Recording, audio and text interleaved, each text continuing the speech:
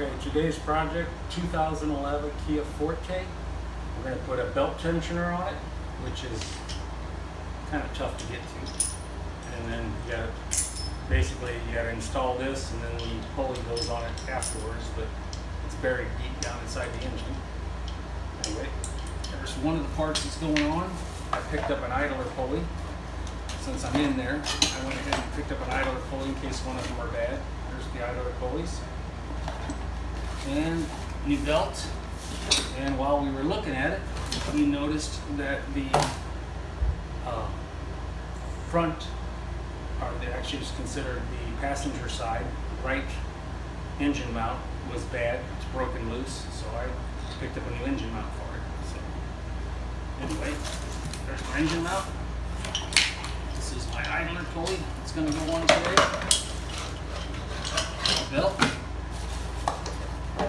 tensioner, and the idler pulley. That's it for right now. Video.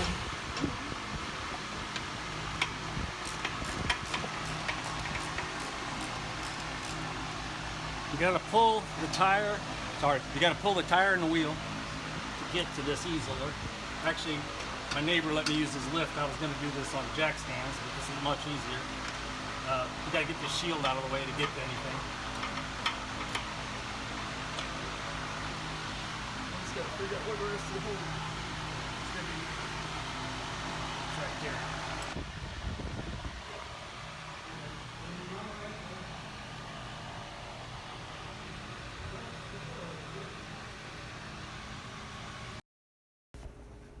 Okay, I had to put a floor jack underneath the oil pan with a piece of wood on it and then remove that motor mount out of the way in order to get to everything. I was replacing it anyway, but you can't do this job without removing that motor mount. So the motor mount has to be removed, and so does the power steering reservoir, which is just 2 bolts.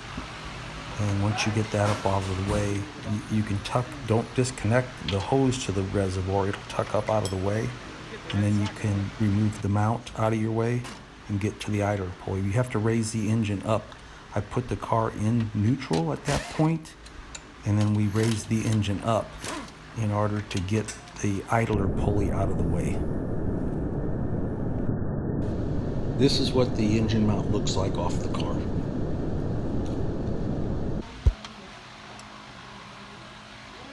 think that's the tensioner right there. Might be best to do this.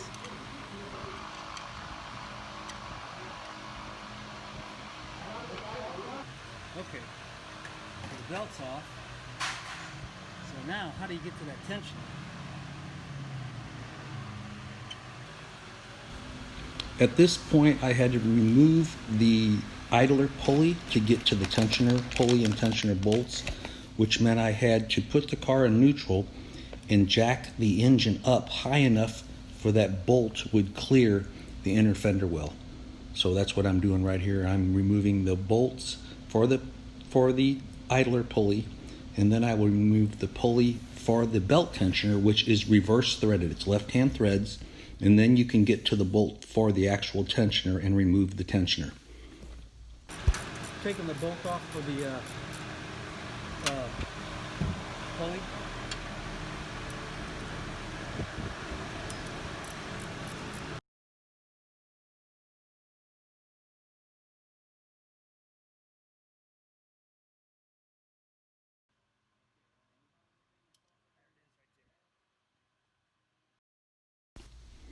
This is the old belt tensioner removed from the car, so you can see what it looks like there. And then I'll have to just reverse order, put the new one on. That's the old mount. I'm getting ready to have to replace that also. All right, you have to remove this mount.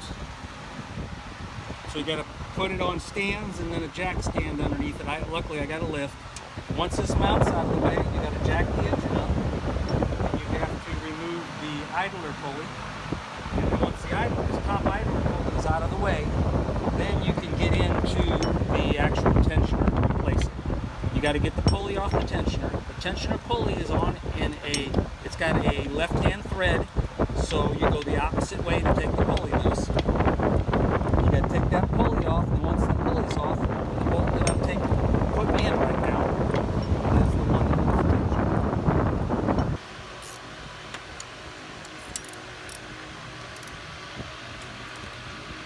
idler pulley. I bought a new idler pulley, didn't I? I installed the new idler pulley, but what I ran into, so just for your know-how, where'd you set the old one at? The washer that comes with the new pulley, it can go on backward, and you got to watch it. That recess has to go towards the bearing. If it's the other way around, it will not allow that pulley to turn. Just to make it easier, I did not use that washer. I used the original washer that came with the old bearing. It works much better.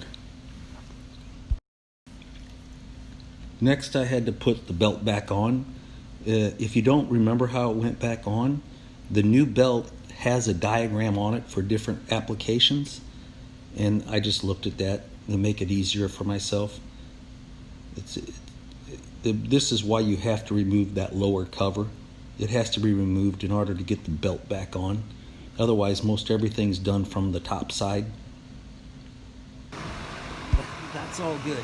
It's that one there's got to come all the way up over top this. This is the belt diagrams that came with the new belt. So as you can see, it showed it. Okay, if all the belts, go ahead and take tension off it, or put tension on it. Well, I guess I could start it and shut it back off again. So I get it in the right position. Which one is there? That's the only way it wants to go.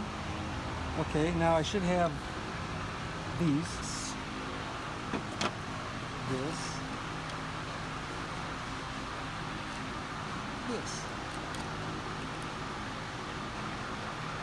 And those are all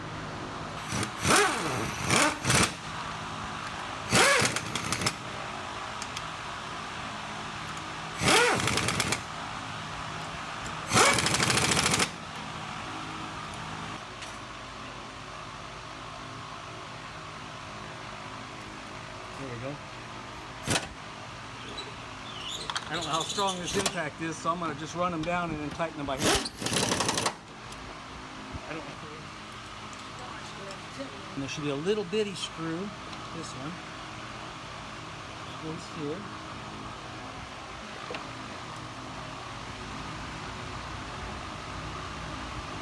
Okay.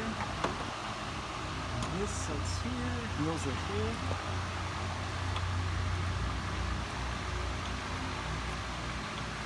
And I just got to raise it up and put the shrouding back down on the bottom.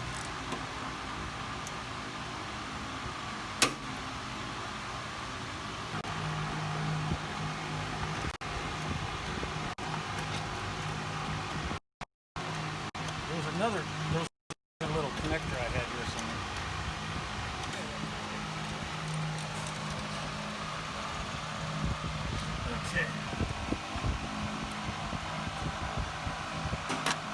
Okay.